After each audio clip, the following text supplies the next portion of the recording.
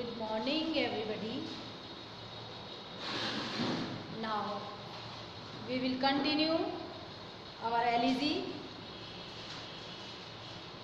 Yesterday we studied 3 stanzas and we left the stanza Can Stories Year of Death. Now we will start from Perhaps in This Living Life. जैसा कि हम black board पे देख रहे हैं, कभी बात कर रहा है कि शायद, अब कभी कह रहा है कब्रिस्तान में खड़ा हुआ है और देख रहा है चारों तरफ कब्रों को और चिंतन कर रहा है, मेडिटेशन कर रहा है। और मेडिटेशन करते करते उसके दिमाग में अब फिर से विचार बदलता है, थोड़ा सा वो अपना मूड एक बार फिर से चेंज कर रहा है और वो कहता है कि मृत्यु जो है वो गरीब अमीर सबको समान रूप से आती है। अपन ये कहें कि after having shown that the poor and the rich are both alike in death, Gray in his elegy shows in this stanza that the poor are not necessarily devoid of greatness. गरीब लोग जरूरी नहीं है कि उनके अंदर महानता ना हो। कवि कहना चाहता है इस स्टेंजा में, इस पद में कवि कह रहा है कि जरूरी नहीं है कि गरीब व्यक्ति में किसी प्रकार की योग्यता ना हो या उसके अंदर किसी प्रकार की महानता ना हो।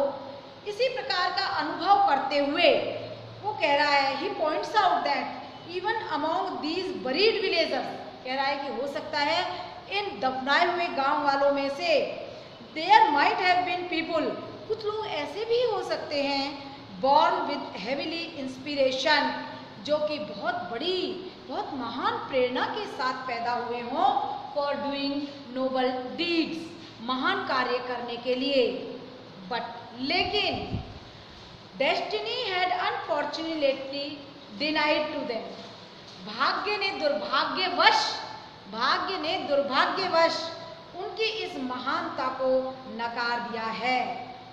The luxury of eminence of having magnificent tombs built over their graveness.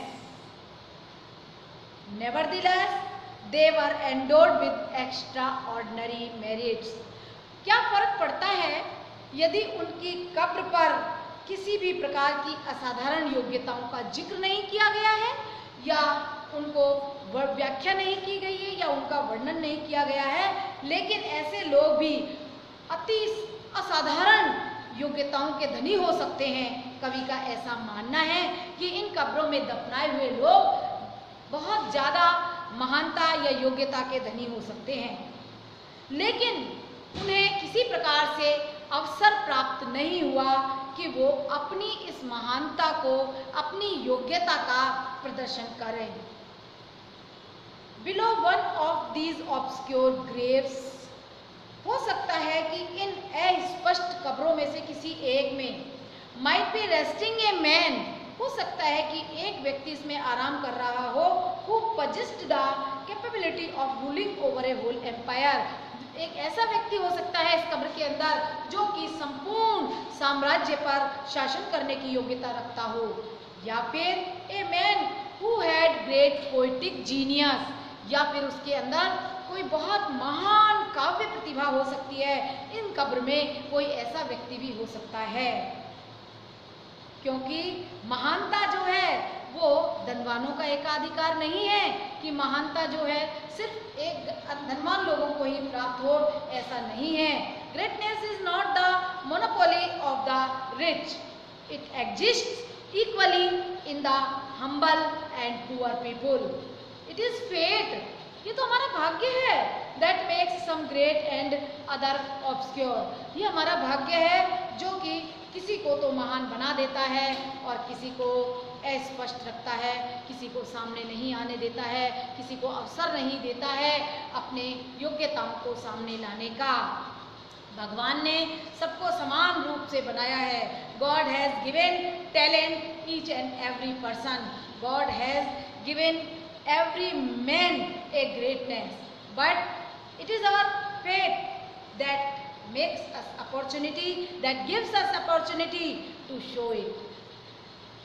इन लाइनों में हम देखना चाहेंगे कि कवि जो है उसकी सिंपैथी गरीब लोगों के साथ और साधारण लोगों के साथ है। उन लोगों के साथ है जिनके पास महानता तो है, बल्कि उनके पास उनके भाग्य ने उनका साथ नहीं दिया है। The poet says that they, यानी कि इनमें जो कब्र में लोग सोए हुए हैं, जो दफनाए हुए हैं, possessed no less greatness, हो सकता है उनकी महानता कोई कम ना हो, than the fortunate city dwelling talents, उन लोगों के अपेक्षा जो लोग शहर में निवास कर रहे हैं, who were blessed with opportunity, जो कि जिनको कि अवसरों का सौभाग्य प्राप्त है कि उनको बार बार अपनी योग्यता का प्रदर्शन करने का सौभाग्य प्राप्त हो जाता है, उनसे किसी भी प्रकार से ये लोग कम नहीं हैं। These were denied to the people living in the village, वो अवसर गांव में रहने वाले, गरीबी में रहने वाले जो लोग होते हैं उनको इन मान्यताओं से वंचित कर दिया जाता है, उनका भाग्य उन्हें वंचित कर देता है। Now we come to the next stanza, but knowledge sold. अब यहाँ भी कवि अपनी इन्हीं विचारों को कंटिन्यू करते हुए कवि कहता है कि ट्रेजिक जो हमारा है, tragic waste and frustration of promising persons in the village. कवि हमें बता रहा है कि उनके दुखांत गरीब लोग जो हैं वो किस तरीके से दुख में अपना अंत करते हैं और समय व्यतीत करते हैं।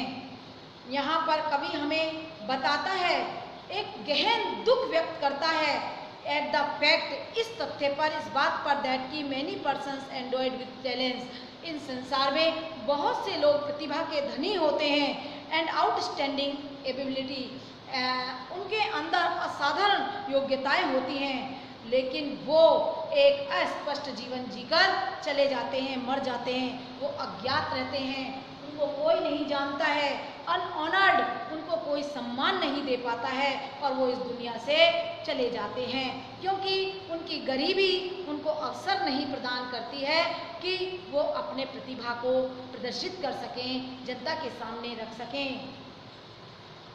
No stone tells where they lie, कोई हमें पत्थर, कोई कब्र ये नहीं बता सकता है कि वो कहाँ है। गरीबी जो है वो उनके रास्ते में आती है in realising the best that they possess, ये महसूस करवाने में कि वास्तव में ऐसे गरीब लोगों के अंदर श्रेष्ठतम कौन कौन सी योग्यताएं हैं। दे आर डिनाइड, उनको वंचित कर दिया जाता है द बेनिफिट्स ऑफ एजुकेशन, गरीब के पास पैसा नहीं है, उनके पास स्कूल जाने की, स्कूल की फीस भरने के लिए पैसा नहीं है, इसीलिए कहा गया है नॉलेज जो है उसने, ज्ञान रूपी पुस्तक ने अपने पन्ने उनके सामने कभी नहीं खोले, अर्थात उनको उनके भाग्य ने कभी भी पढ़ने का अवसर नहीं दिया।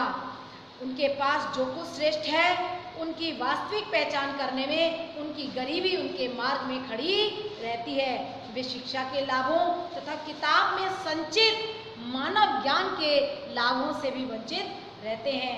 वे जीवन भर अनजान तथा भोले भाले बने रहते हैं। शिथिल करने वाली निर्दयता उनके उच्च कार्यों को करने के उत्साह को कुचल देती है और समाप्त कर देती है। कहने का मतलब है they are denied the benefits of education and of accumulated knowledge of mankind stored in books.